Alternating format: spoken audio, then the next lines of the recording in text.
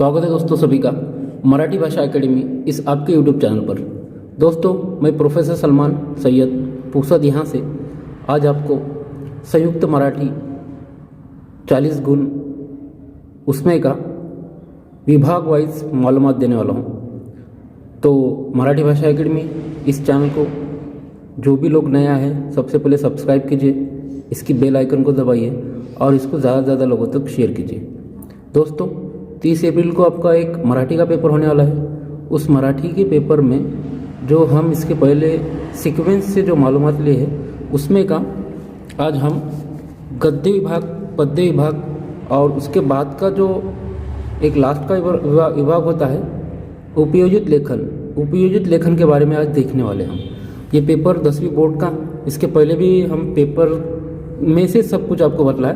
तो आप सबसे पहले जब वीडियो देख रहे हैं तो 10वीं बोर्ड का 2020 का पेपर आपके पास रखिए ताकि आपको क्वेश्चन भी समझ में आएगा और उस क्वेश्चन का आंसर कैसा लिखा जाता है ये भी आपको समझ में आ जाएगा। तो दोस्तों देखिए, पहला विभाग गद्य है, दूसरा विभाग पद्य, तीसरा विभाग भाषा अभ्यास व्याकरण और चौथा विभाग है इसके अंदर दोस्तों उपयोजित लेखन जिसके अंदर आपको पत्र, निबंध और जाहिरात लेखन, कथा लेखन, बातमी लेखन ये प्रकार रहते हैं। तो इसमें पहला आता है दोस्तों पत्र लेखन। वो पत्र लेखन इसके पहले के वीडियो में हमने डाले हैं औपचारिक पत्र। जो लोग इस चैनल पर नया है तो सबसे पहले वो डिस्क्रिप्शन में जाके वो पत्र लेखन देखिए ताकि आपको ये पहला उपयोजित लेखन का पहला जो टॉपिक है पत्र लेखन समझ में आएगा। उसके बाद में आता है दूसरा आ का पहला गद्य आकलन मतलब होता है प्रश्न तैयार करो। दूसरा आता है उसके अंदर जाहिरात लेखन, एडवर्टाइजमेंट और तीसरा आता है बातमी लेखन, चौथा रहता है कथा लेखन।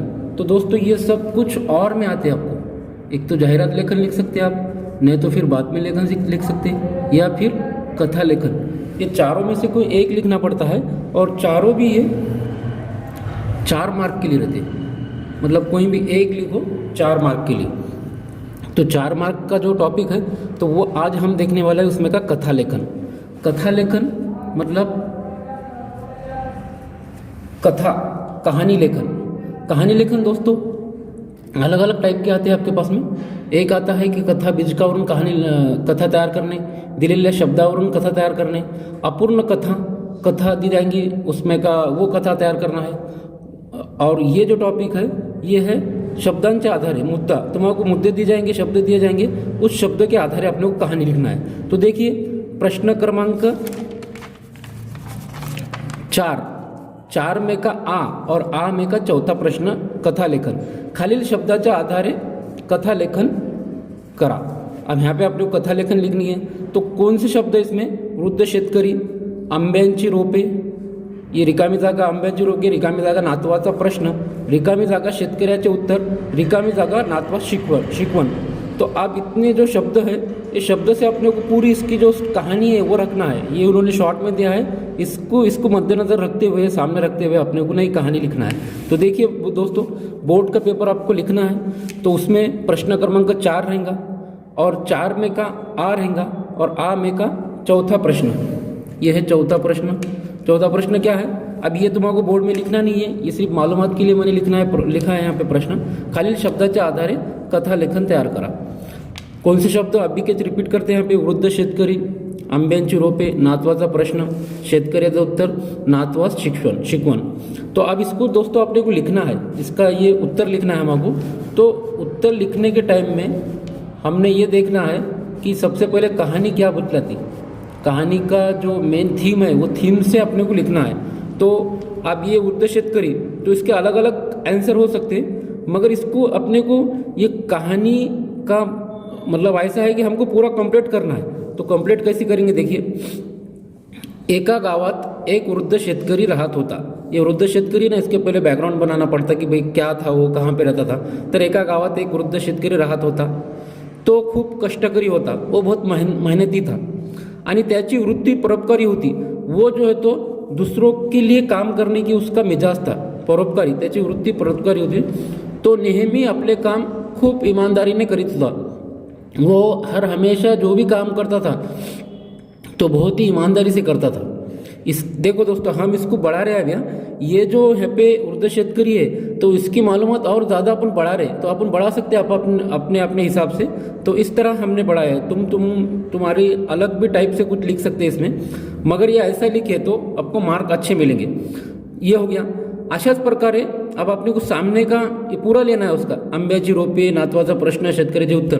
तो अपने को मुद्दे नहीं डालना पड़ेगा पॉइंट, हमको ये कहानी में ऐसा बदला देना पड़ेगा, ये आ गया उसके अंदर।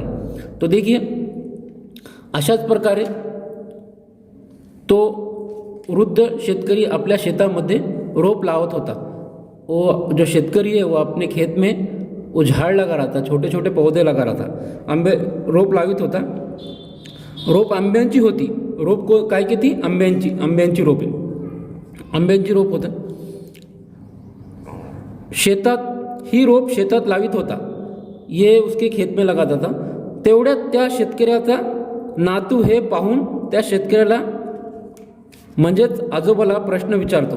उतने में क्या होगा, उसका वो जो नातू है, मतलब उसका जो पोतरा है, वो पोतरा आया और उसने आके पूछा की दादाजी, विचारतो की त्याचा फायदा तर आपल्याला आता होणार नहीं, मतलब वो उसका दादाजी को प्रश्न पूछता है कि भाई उसका ये अभी जो तुम रोप लगा रहे इसका फायदा थोड़ी है अभी अपने को, ये तो सालों के बाद में इसका फायदा होगा, तो अभी अगर फायदा नहीं है तो क्यों लगा रहे, ऐसा उसका सवाल था। तरी पुढील काळात अब वो क्या उसका उत्तर देता हूँ, नाही तर शेतकरी त्याला सांगतो, शेतकरी क्या मतलब था उसको देखो कि याचा फायदा मला झाला नाही तरी पुढील काळात सर्वांना होईल। उसका उत्तर कितना अच्छा है देखो कि मेरे को अगर अभी लगा रहा तो मुझे खुद अगर इसका फायदा नहीं हुआ तो सामने पुढील काळात सर्वांना होईल, मतलब सबके लिए उसका फायदा होगा। फिर क्या होता है, एक दिन वो उनका जो नातू है वो धूप में, बहुत धूप रहती, उस धूप में खूप उन्हामध्ये शेतात जातो, तर त्याला उन्हापासून वाचवण्यासाठी झाडाखाली बसून तो आंबे खातो। फिर झाड़ के नीचे बैठ के वो आंबा खाता था, मतलब आंबा खा रहा था। तो फिर उसको समझ में आ गया वहाँ पे कि उसका क्या फ़ायदा था, मतलब अब वो इतने धूप में उसको सहारा नहीं था तो वो आम का झाड़ मिला और फिर खाने को उसको आम भी मिला। अशा प्रकारे त्या नातवास शिकवण मिळते की परोपकारी वृत्ती मनुष्य हा ओळखला जातो, परोपकारी वृत्तीने मनुष्य ओळखला जातो। तो ये जो है ये कहानी है, इसका टाइटल हम ऐसा देख सकते, परोपकार हीच ईश्वर सेवा, परोपकार ही ईश्वर सेवा, ये इसका शीर्षक अपन दे सकते दोस्तों। ठीक है, तो इस तरह हमने ये पूरी कहानी देखी है लास्ट तक, और ये कहानी के जो मुद्दे रहते हैं मुद्दे के आधार पर ऐसी कहानी देखे हैं। तो दोस्तों इसी तरह के और भी जो बाकी के इसके अंदर जाहिरात लेखन है, मातमी लेखन है, निबंध है, ये इस ऐसे नेक्स्ट वीडियो आते रहेंगे। तब तक के लिए इस चैनल से जुड़े रहिए और इसको सब्सक्राइब कीजिए, इसको शेयर कीजिए और ज़्यादा से ज़्यादा लोगों तक शेयर कीजिए। दूसरी बात दोस्तों, हम अभी जो 30 अप्रैल का आपका मराठी का पेपर है, उस मराठी के पेपर का जो पूरा डिस्कशन है, पूरा मराठी हिंदी मराठी का 100 मार्क का जो है, 80 मार्क का पेपर, 20 मार्क का प्रैक्टिकल, तो उसकी पूरी मालूमात के लिए एक हम ऑनलाइन बैच शुरू करने वाले हैं। एक बैच शुरू है हमारी और एक शुरू करने वाले हैं, जिसमें पूरे महाराष्ट्र से जो भी ये वीडियो देख रहे हैं दोस्त, वो हिंदी मराठी का जो व्याकरण है, जो पेपर है, उसके लिए ज्वाइन कर सकते हैं। तो वो अगर बैच आपको ज्वाइन करना है तो आपका मोबाइल नंबर, ये हमारे जो मोबाइल नंबर है, हमारा मोबाइल नंबर 9158949409, इस नंबर पर आप आपके नंबर से व्हाट्सअप कर सकते हैं और बोल सकते कि हमको बैच ज्वाइन करना है, तो हम आपको हमारे ग्रुप में ज्वाइन करेंगे और ऑनलाइन आपको डेली उसके बारे में लेक्चर दिया जाएगा। ऑनलाइन क्लास होंगी रेगुलर 1 घंटे की, उसके अंदर आपको इससे ऐसे बहुत सारे जो ये टॉपिक है उस पर उसकी प्रैक्टिस कराई जाएंगी। उसके बाद में आपके क्वेश्चन पेपर यहाँ पे सॉल्व किए जाएंगे और उसको पूरा आपको इसका गाइडेंस किया जाएगा। तो तब तक के लिए वॉच कीजिए। Thank you.